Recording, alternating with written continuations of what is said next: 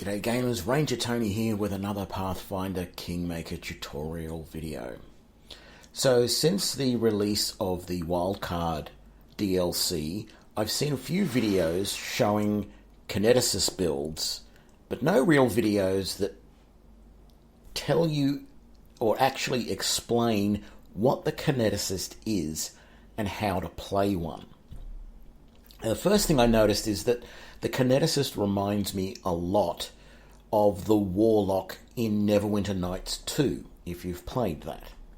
So you're not actually a spellcaster as a Kineticist, so don't bother taking any of the meta magic feats or things like spell penetration, because they will not work. Okay? However, you do have some spell-like abilities. So the first and foremost is your kinetic blasts. These are like powerful cantrips because you can project or cast these blasts all day long without pause or limit. So you can cast them as often as you want, but they're way more powerful than a cantrip is because they start at 1d6 plus 1 damage and they increase by 1d6 plus 1 for every 2 levels beyond first, so at 3rd, 5th, 7th, etc. So basically, all of the odd levels, you're going to get an increase of 1d6 plus 1.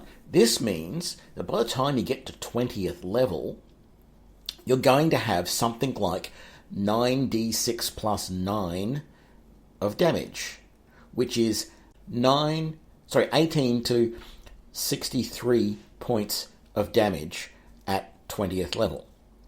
That's a respectable amount of damage for a single blast. Now, what you can do at higher levels is that you can combine blasts of different types and do more damage that way.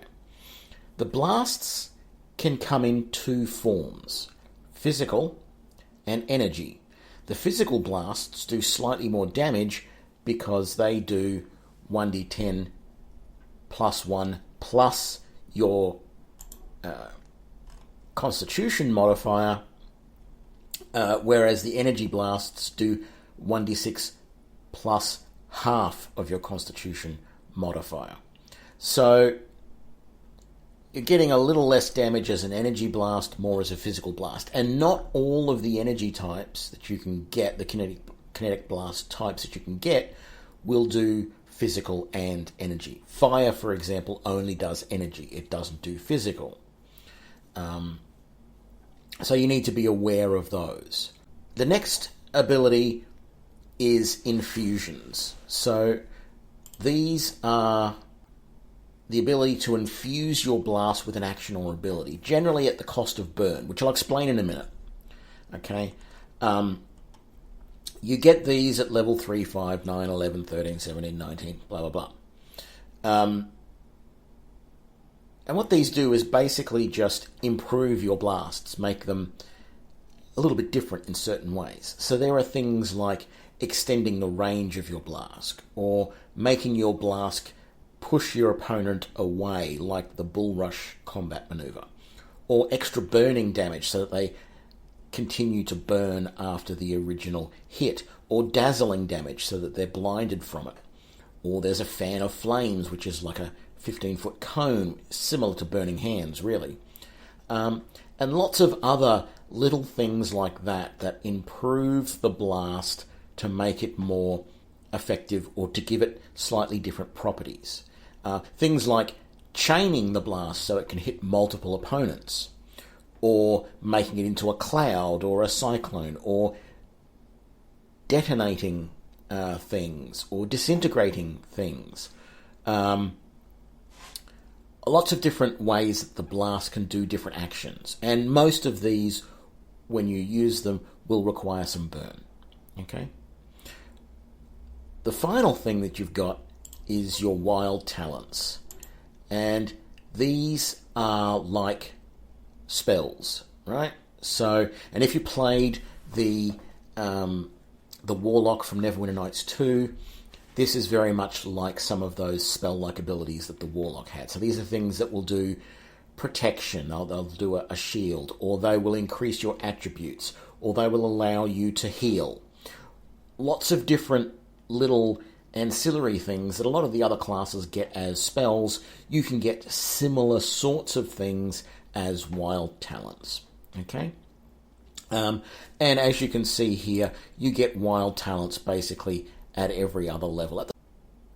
Some infusions and wild talents, as well as combination blasts and things like that, cost you burn. So burn is a way of restricting the kineticists so that they can't just go ham and do all this stuff to their heart's content. And this is where they're a little bit different from the warlocks of Neverwinter Nights 2. Burn sort of equates to the Hellfire Warlock, who had the ability to do Hellfire blasts, but it cost them Constitution. So burn will cost you something as a kineticist, depending on which type of kineticist you choose. If you choose the standard kineticist or the kinetic knight, your burn does non-lethal damage to you. And I'll show you this in a minute. But it basically removes hit points from your base hit point so that you're a little bit more vulnerable. It means people can kill you with less physical damage than normal. And the only way to get this back and any of your burn back is to rest. You can't use a spell or any sort of healing or anything like that to wipe out burn. Once it's there, you have to rest to remove it, with one exception.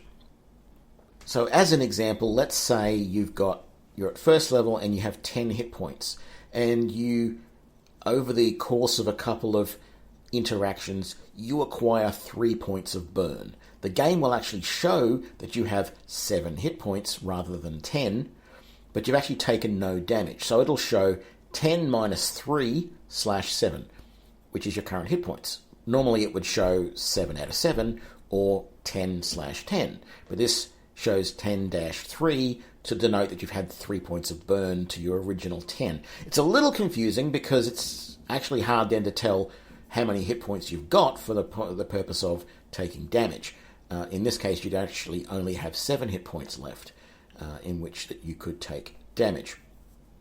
As a kineticist, you also get some bonus feats that do things for you. So things like gather power. What that allows you to do is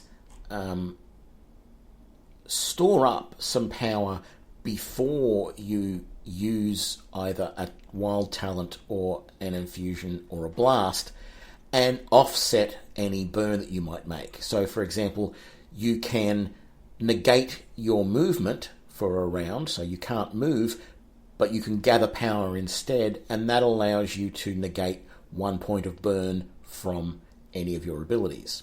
So if you have an ability which is only going to use 1 point of burn anyway, you can essentially make it use 0 points of burn if you do this lesser gather power first. And you can gather up to 3 points of pre-burn, if you want to consider it that way, of power, basically, to negate burn, depending on whether you want to sacrifice your movement 1 entire round or 2 rounds. And you can do any of those at any point. You also get increased defense against your chosen elements, which is very handy, as well as getting lots of abilities that help with all of that sort of stuff. And at third level, you get elemental overflow, in which your body surges with extra energy, and it allows you to get bonuses on attacks for your blasts and things like that. So let's have a look at the archetypes then. So that's the basics of the standard kineticist. What's different about the other archetypes? The Dark Elementalist, they use intelligence rather than constitution as their primary attribute. So I didn't mention the normal kineticist. Constitution is your primary attribute, okay, and that's what helps you to work out how much burn you've got and how powerful your spells are is based on constitution. Dark Elementalist, they're using intelligence rather than constitution as their prime attribute. This means they only have a maximum, or this doesn't mean, but they can only have a maximum burn of 3. But they can pass the burn into the souls of the recently dead. So when you first read that, it's a little unclear as to what that actually means. What it appears to be is that you can use this ability, and you can use it, I think it's up to, yes, this is it, soul power here. You can use this a number of times per day equal to your intelligence modifier. So if your intelligence modifier is +3, you can use it 3 times a day.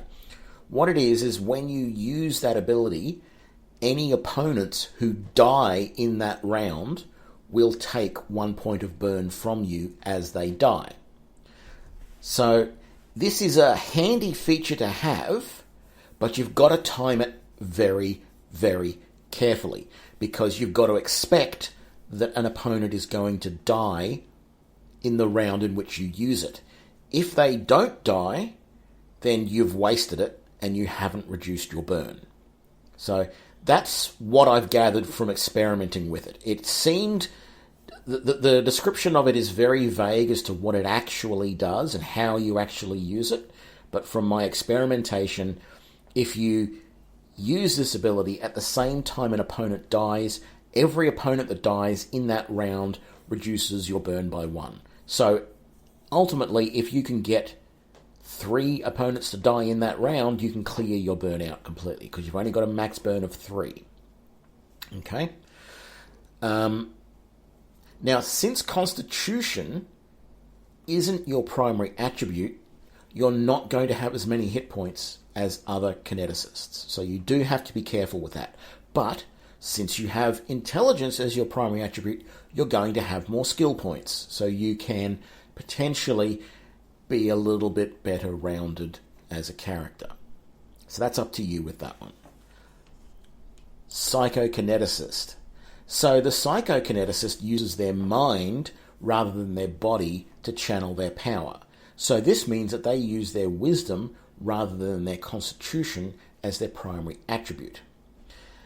And burn, then, is not applied as a penalty on health, such as it is with the kineticist, but instead it's a penalty on your wisdom-based saves and any other wisdom-based skills. So it's a temporary penalty on all of your wisdom-based actions until you rest.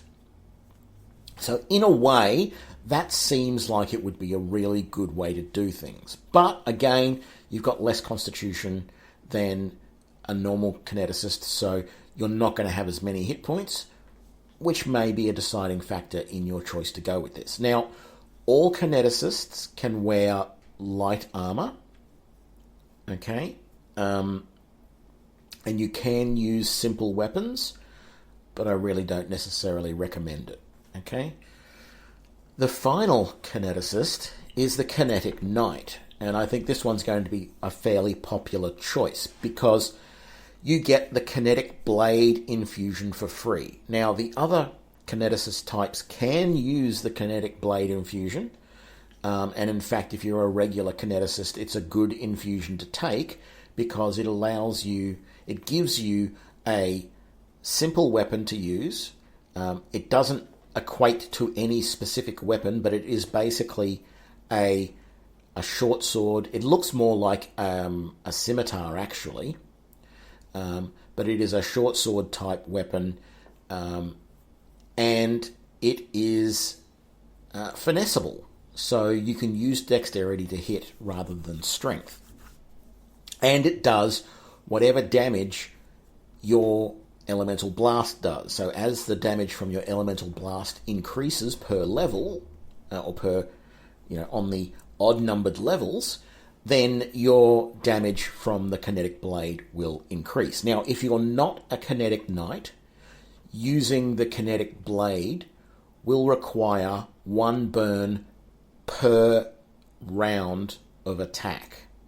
Okay, so that's a lot.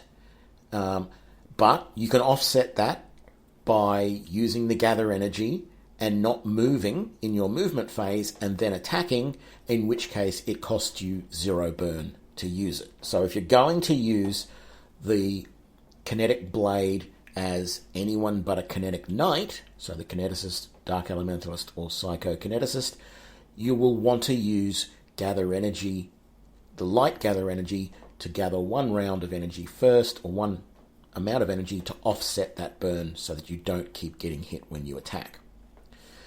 So the Kinetic Knight gets this kinetic burn for free. They don't get any burn for it. So they can use the Kinetic Blade as their primary weapon. And they get to wear medium or heavy armor as well. Now, there's nothing stopping you from still using ranged kinetic blasts, but you need to get them later on because you don't get them at first level. You automatically get the Kinetic Blade instead. And you can definitely take, as I mentioned before, weapon finesse with the Kinetic Blade, but my experimentation so far has shown that some of the other feats that work with weapon finesse, such as Piranha Strike, do not work with the Kinetic Blade. I'm not sure if that's a bug or not, but that does not seem to be the case. It seems like it's a fairly good weapon. As I said, your damage will increase every odd level, and you also get a shield infusion. Now, this one's a little confusing as well, because you get it at first level. You start with a shield, and you get this ability called Shield Infusion. And it allows you to imbue your shield with elemental defense. Now, as a kineticist, you get elemental defense of some form, usually at level 2, I believe it is. But the thing is, this infusion seems like what it does is it turns on this elemental defense, and it only works with the shield. It also only works from level 4 onwards. So there's actually nothing here that properly explains this. So this is another one of those cases where things are not properly explained. And I may have actually got this wrong. So this is here is the Elemental Bastion. This is what I'm talking about. And you gain this at 4th level rather than 2nd. So it means that this elemental defense that you get only works when you charge up a shield, and you can't do it until 4th level. So you'll get this ability at 1st level. Don't bother using it. It uses 1 point of burn, but does nothing until you get to 4th level. So there's something a little bit strange there with the creation of this class, in that they give you that ability from level 1, but it really does nothing. So be aware of that. Okay, what we're going to do now is we're going to go into some saves that I've done, and we're going to look at what you actually need to do when playing a kineticist. So let's do that. Okay, so here we are in the initial combat, and I'm here as a straight kineticist. I have taken as my blast type fire. My feats that I picked was point blank shot and precise shot, so that we've got the best chance to hit with that. And the extra infusion that I took was Kinetic Blade. Okay, so I took the Kinetic Blade infusion here, which allows me to use a blade as well. So that's going to be a fire type blade. So let's have a look at a couple of things first of all. So this here is our little counter that shows us our burn. We have 0 of 7 points of burn currently assigned to us. This here is our fire blast, and to actually use it, you've got to pop it up and right click or click on this here. So I'm going to right click on that, which will make it my default action. So now I'm going to be using my fire blast against this guy. If we look here at our abilities, there it is again, but there are 1, 2, 3 gather powers, and I'm just going to just chuck them over here for a second so that we can have them available. So this is gather power low, which will use up your move action. This is gather power medium, which takes a full round action. And this one is gather power high, which takes a full round and a movement action to gather the energy at the cost of 3 burn. So if I had anything that was going to use more than 1 burn, I could use these to reduce it. Now, there are some things in there that take like 6 burn. So at most, you can use Gather Power to reduce that to 3.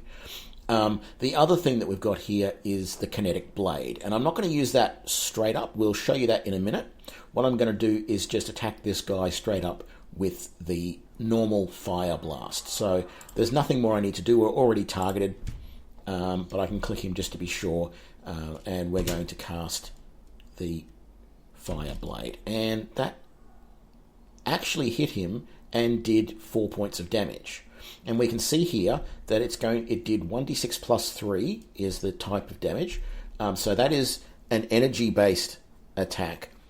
So it did 1d6 plus 1 plus half of my Constitution bonus. So that's the 3, because my Constitution is 18, giving me a plus 4.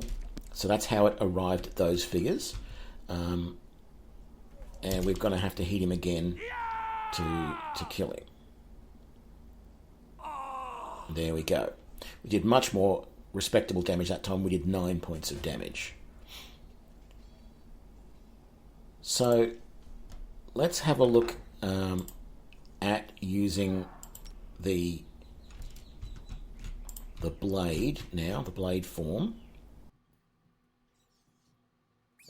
Okay, so I've got the Fire Blast Kinetic Blade turned on. Now this is one of those actions that when you turn it on, it will remain on until you turn it off. So that means what I want to do here is I want to unselect the Fire Blast, because if I don't, I'm going to draw the Kinetic Blade, I'm going to use 1 burn doing it, and then I'm going to continue to cast my Fire Blast, which is a waste.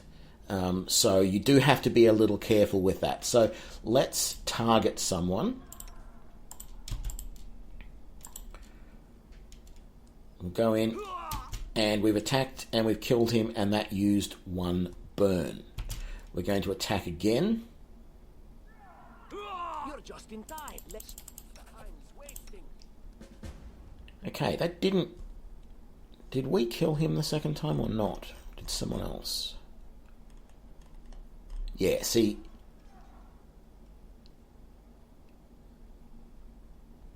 We didn't swing at the second assassin. It was Lindsay who did the damage to the second assassin. And therefore, that didn't cost us any burn. But if we had have hit, that would have... Or if we had have swung, that would have cost us burn, and we would have been at 2. So what I'm going to do now is skip through to the next battle, and we'll have a look at using the Gather Lesser energy to allow us to negate that burn cost. Okay, so here we are. What we're going to do now is we are going to turn on our Gather Lower Power, and we are going to attack. Doesn't look like that was turned on properly. So we took an extra point of burn there because it wasn't the lower power wasn't turned on properly. I have noticed that if you've got the game paused, sometimes some of these, including the Kinetic Blade, don't seem to turn on properly. So you may need to go into the slow-mo mode or just in normal unpaused mode to be able to do that. But as you can see here, we are now attacking successfully each time without losing more burn. But if I turn that off, every one of these attacks will cost 1 more point of burn. So that's now 4, 5, etc. So you can simply turn on the Gather Power to negate your need to use burn when you're using the Kinetic Blade. Okay?